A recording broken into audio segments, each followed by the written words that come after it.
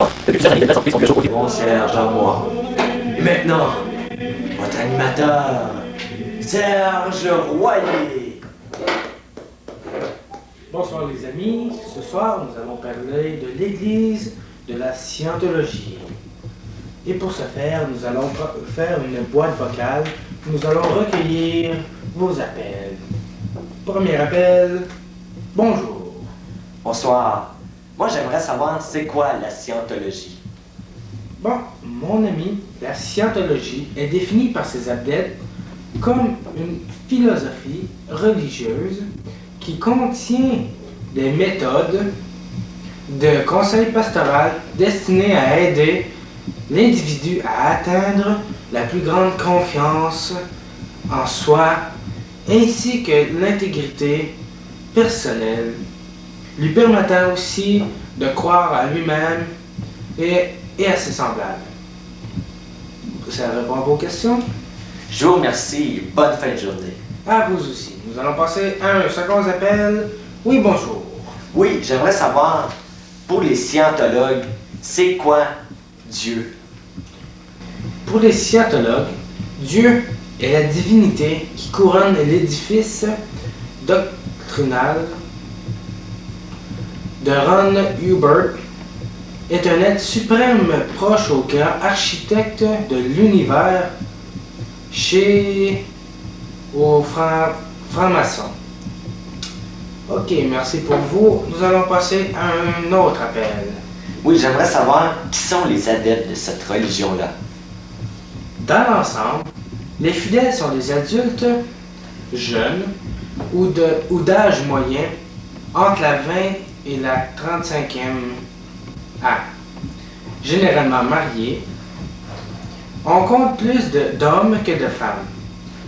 Généralement, ils ont poursuivi des études secondaires. Ils occupent d'une profession de col blanc. Ils sont relativement aisés. Ils sont bien intéressés, bien insérés, dis-je, dans la société industrielle et ne peuvent être qualifiés de marginaux. Ok, je vous remercie. Ok, Et à la prochaine. au revoir. Un autre appel, oui, bonsoir. Oui, j'aimerais savoir ce que le monde peut chercher dans la scientologie. En fait, dans la scientologie, il y a trois grands types d'adeptes. Celui qui cherche à résoudre des problèmes psychologiques ou physiques personnels, ou celui qui veut inclure la dianétique dans sa pratique professionnelle, tel que le médecin ou le psychologue, déçu par la pratique d'autres psychothérapies. Ou troisièmement, l'être en quête de vérité qui trouve dans l'enseignement de Ron Hubbard les réponses à propos du sens de la vie que les théosophes ou les résicruciens ne lui ont pas fourni. Merci, au revoir. Nous allons passer à un autre appel. Oui, moi j'aimerais savoir si le monde reste accroché à ça. L'étude canadienne révèle qu'une fois entrés dans le mouvement, les adhérents, ils demeurent pour développer leur capacité créative, pour croître spirituellement, pour acquérir une maturité et une stabilité plus grande, pour améliorer leurs relations avec les autres et pour œuvrer grâce à la scientologie à l'édification d'une société plus juste. Un enquêteur affirme que les membres qu'il a rencontrés lui ont semblé libres, autonomes et en pleine possession de leurs moyens et engagés dans un cheminement de croissance et d'évolution personnelle. Est-ce que ça répond à vos questions? Oui, je vous remercie et bonne fin de journée. Au revoir, mon monsieur. On prend un autre appel. Oui, bonsoir. Oui, moi j'aimerais savoir ceux qui débarquent, pourquoi ils débarquent de ça. Mais les causes d'abandon, certains sont allergiques à la discipline du groupe, au contrôle sur les membres qu'ils considèrent comme l'autoritarisme. D'autres ne parviennent pas à devenir des praticiens certifiés. Certains n'obtiennent pas les améliorations psychologiques attendues. D'aucun doute, des résultats des auditions en voyant agir des clercs et des tétans opérationnels qui fréquentent quelques-uns trouvent les goûts de l'entraînement trop élevés. D'autres encore poursuivent leur quête spirituelle ailleurs. Enfin, quelques scientologues sont exclus de l'organisation à cause de divers manquements aux règlements internes à son éthique. Je vous remercie. Ok, merci. Maintenant, pour poursuivre, nous avons en ligne un membre de l'Église de la Scientologie. Bonjour, Martin. Bonjour. Vu que vous êtes membre de l'Église de la Scientologie, pouvez-vous nous décrire quelques points que nous aurions oubliés lors de la boîte vocale? Oui, il faut dire tout de suite que nous sommes plus orientés vers la croissance personnelle, la croissance de la personne dans son aide psychologique. Aussi, il faut préciser que contrairement à d'autres sectes, il n'y a pas de coupure des liens familiaux, des liens des amis, il n'y a aucune coupure, il n'y a aucun changement de style de vie, sauf un petit peu d'études, un petit peu de tralala qui est rapporté à l'Église. Aussi, les nouveaux adeptes sont abordés par un questionnement de type checklist, questionnement psychosocial, qui démontre les faiblesses de la personne et qui l'invite à résoudre ces petits problèmes, ces petites faiblesses par cette idéologie. Ok, merci.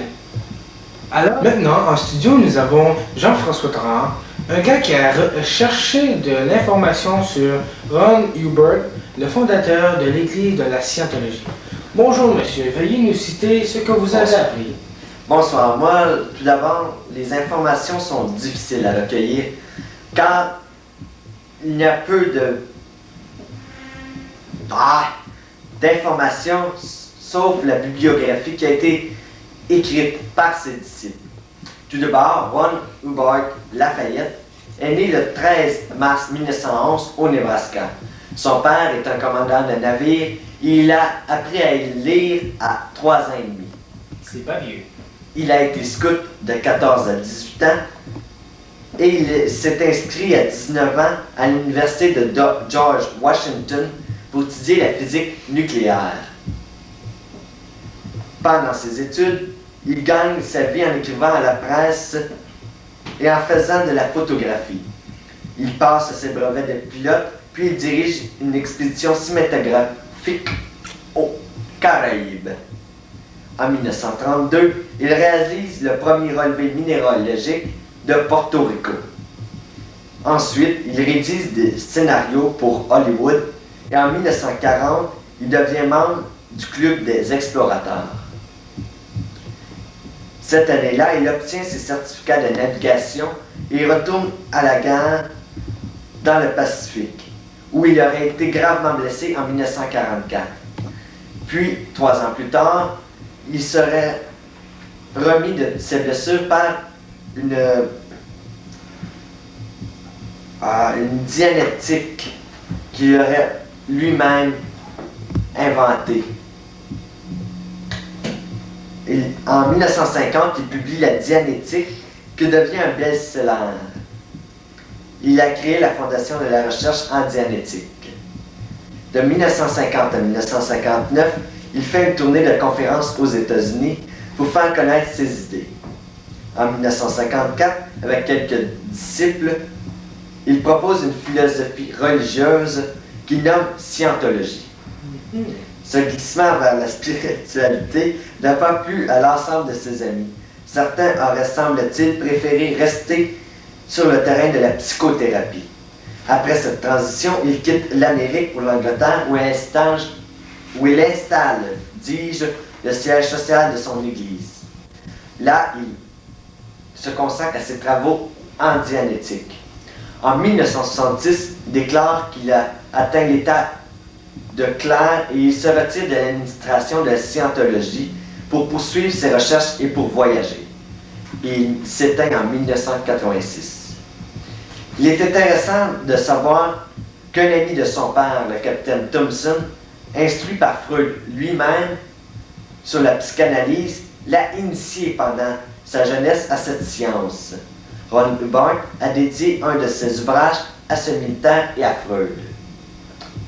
Merci. Alors, pour la conclusion de cette émission, je vous invite à écouter la semaine prochaine une autre émission de Mon Serge à moi.